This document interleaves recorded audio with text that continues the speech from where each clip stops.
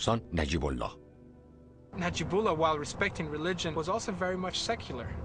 And as part of that secular attribute, he respected cultural relics. And he knew the character of his enemy, the guerrillas, the religious extremists. The ones that were still fighting were doing so because of monetary reasons. And he started taking certain precautions. نجیب الله می‌دانست که ویرانی موزه نزدیک است. او تصمیم گرفت طلای باختری را به همراه 90 میلیون دلار شمش طلا طی اقدامی فوق سری جابجا کند. They decided that it would be safer to put it at the vault of the central bank, which is probably the safest place.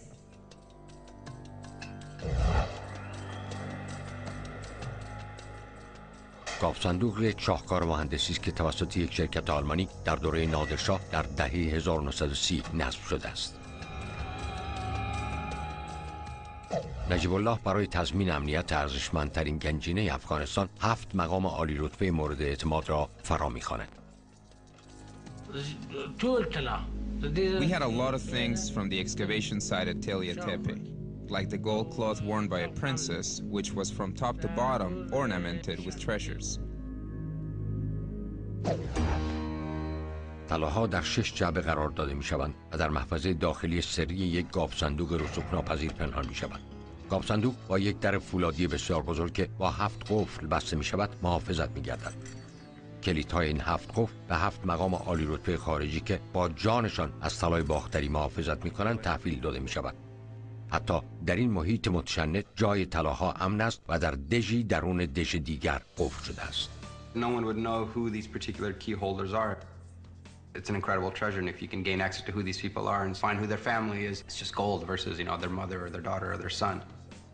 بدون داشتن هر 7 کلید نمیتوان گاف صندوق را باز کرد. مقامات عالی رتبه به محل خدمت خود باز می‌گردند در حالی که هویتشان سری باقی می‌ماند. در اختیار داشتن کلید هم مایه افتخار است، هم مسئولیتی است که جانشان را تهدید می‌کند. They were spread out to different parts of the world intentionally to keep these things safe. 1994 طلای باختری ایمن است، اما یک گروه متعصب و تندرو در حال ورود به جنگند.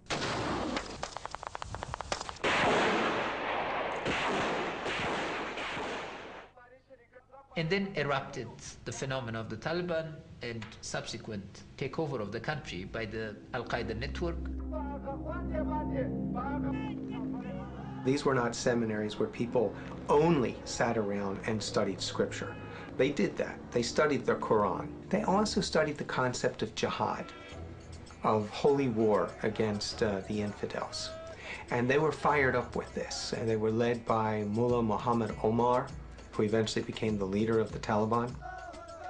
They were convinced that it was God's will to go out and conquer the infidel. Now, who's the infidel?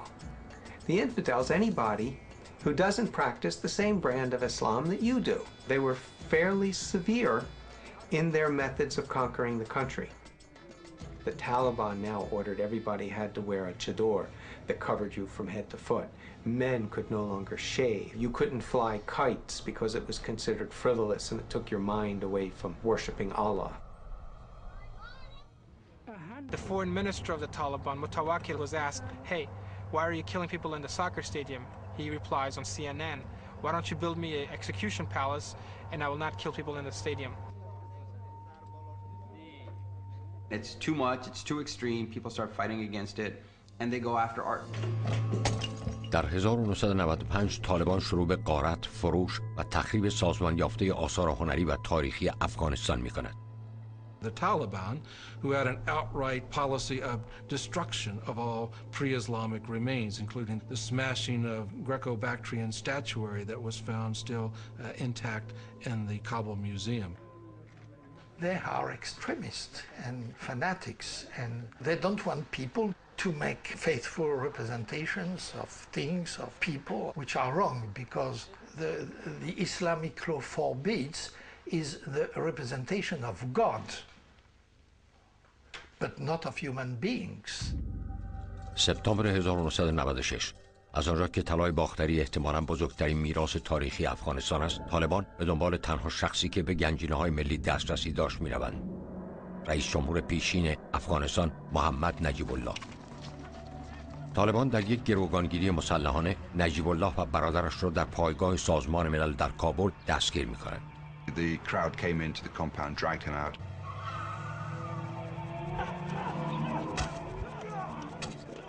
They really wanted him to divulge information about the Tala Tepe. نجیب الله اسرار محل طلاها و هویت دارندگان کلیدها را همچنان مخفی نگاه می‌دارد. با تمام خشونتی که از سوی طالبان اعمال می‌شود، او سخنی بر زبان نمی‌آورد.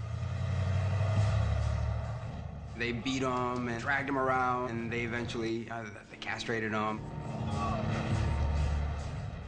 And then they hung him from sort of a traffic control tower in the middle of Kabul, and his brother as well. نجیب الله کسی که خطر طالبان را پیش بینی کرده بود و در پی حفظ ارزشمندترین گنجینه‌های کشور بود، سرانجام رازهای طلای افغان را با خود به گور می‌برد.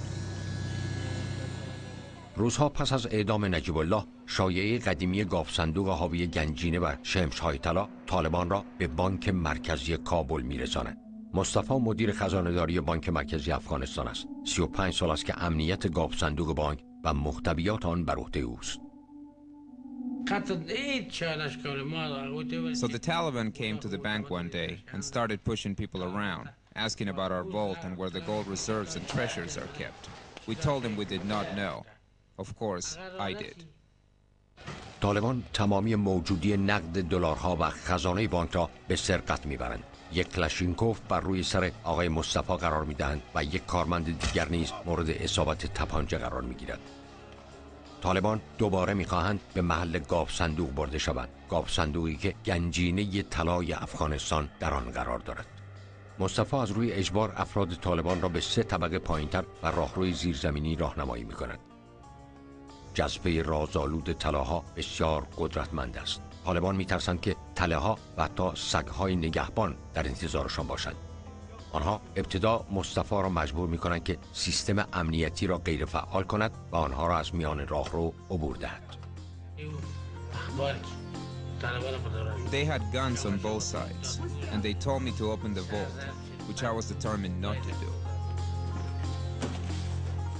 مصطفی ساکت می‌ماند و تسلیم خواست طالبان نمی‌شود. They wanted to kill me. Even I was ready to sacrifice my blood because of my nation. They did not get into the vault, and they were furious. I knew they were going to come back one day, so that's when I decided to make sure they could not be successful. When the Taliban men were walking away, I took one of the keys I had in my hand, and I put it into one of the locks. Intentionally, I broke the key inside the lock by turning it backwards. کلید شکسته می شود و یک تکه از آن در درون قفل باقی می ماند. خوشبختانه طالبان متوجه این موضوع نیستند. For not doing what they wanted, they put me in jail for 3 months and 17 days. مصطفی شکنجه می شود و آنها با قبضه تپانچه به سرش می کوبند، اما هیچ چیز نمی تواند او را مجبور به افشای رازهای گاف صندوق کند. I wouldn't tell them how to get into the vault because their war and their government did not have popular support of the people. If I would have showed them these valuable things, they would have taken them with them. 26 فوریه 2001 ملا عمر فرمانده متعصب و یک چشم جنبش طالبان حکمی صادر می کند.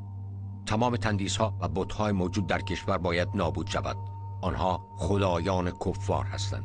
2000 سال طول کشید تا جویندگان طلای باختری که یکی از منابع کلیدی میراث مذهبی و فرهنگی افغانستان است را بیابند. طلاها بازگوینده رازهای قرن‌های گمشده تاریخ افغانستان است، مگر اینکه طالبان زودتر به آن دست یابند.